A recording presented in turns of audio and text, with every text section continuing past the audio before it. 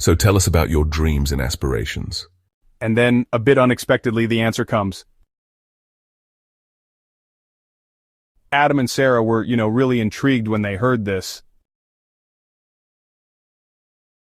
Don't be surprised, but I really have no urge to achieve anything whatsoever. Should I conclude from this that you are sad or depressed? But actually, the response is quite the opposite. What makes you happy? Don't you have goals or destinations in life? The conversation takes a thoughtful turn as they explore what happiness really means, and whether it's about reaching a destination or enjoying the journey. Could you shed some light on this point? Sure, one of the biggest things I've learned is that waiting is inconsistent with happiness. I've never been happy while waiting for something to happen.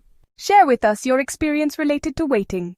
I remember staying with my grandparents in a village in the mountains when I was 8 years old. My father, who was still in the city, had promised to buy me my first bike and bring it to me within the next few weeks. I recall that, at every moment, I used to literally count the total minutes remaining until I would get my bike. It felt almost like the time had come to a total standstill. That was my first strong experience with waiting. Was it that painful? My God, it was really a torture to wait. When I finally got my bike, I was happy for a day or two, but then I moved on to look forward to my next thing. After more than 30 years, I do not really recall this day of happiness when I got my bike, but I do very much recall the agony that I experienced while waiting. Interesting. Can you share with us another similar experience? Another experience in waiting was when I kissed a girl for the first time at the age of 9.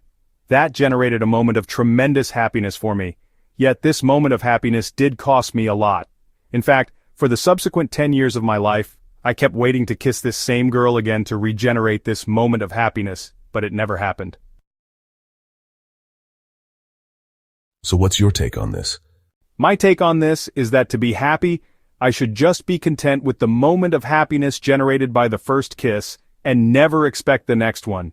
My waiting and expectation for the next kiss was the source of so much frustration and agony. If I cease to expect the next kiss, if I regenerate at every moment the happiness of the first kiss through recalling a happy moment, then I would have avoided lots of pain and would have been happier during those 10 years of waiting. What happens if you ended up getting the second kiss? If I got lucky and kissed that particular girl again without expecting it, I would have welcomed it with great joy. I just should have not expected it to happen during those 10 years of waiting. If it had happened, it would have been a very welcome unexpected surprise gift, just a bonus. What else could you tell us about your experience with waiting? When I was at school, the only time when I felt happy was when I thought of going to class just for the sake of enjoying my time with my classmates and teachers. But, when I was waiting for the year-end break or summer vacation, I felt frustrated. And honestly, when I was looking forward to promotion to the next grade, I felt frustrated too. So if you don't have goals, you must have an ultimate purpose, no? Otherwise, how could you carry on?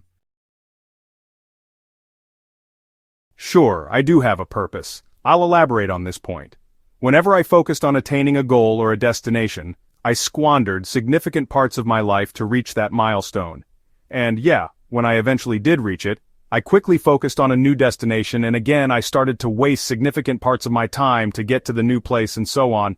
The ultimate purpose of whatever I am doing at any given moment is that same thing that I am doing. Give us an example, please.